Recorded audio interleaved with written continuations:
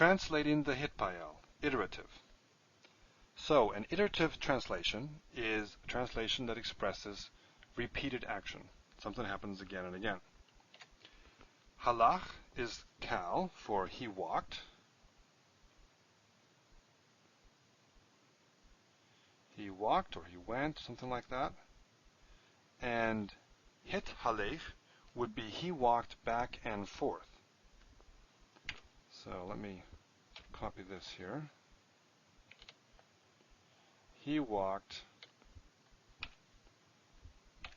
back and forth, or to and fro, something like that.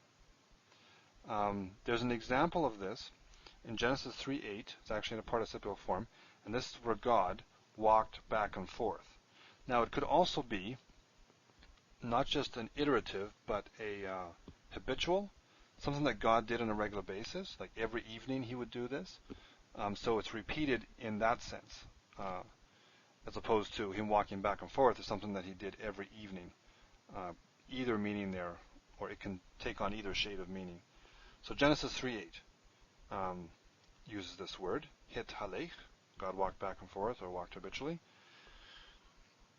Another example is hafach, and this is in the kal because there is no pl.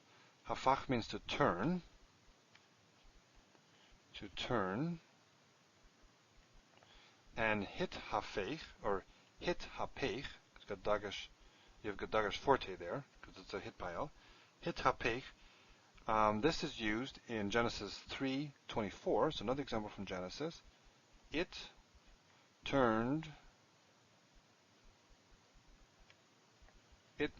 back and forth. And can you guess what was turning back and forth in Genesis 3:24?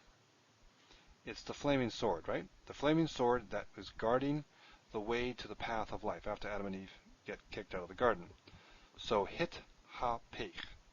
Again, we have this iterative idea. This one is not habitual. This would be iterative.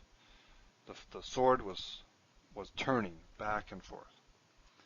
So that's another possibility, another translation possibility for the Hithpael, the iterative.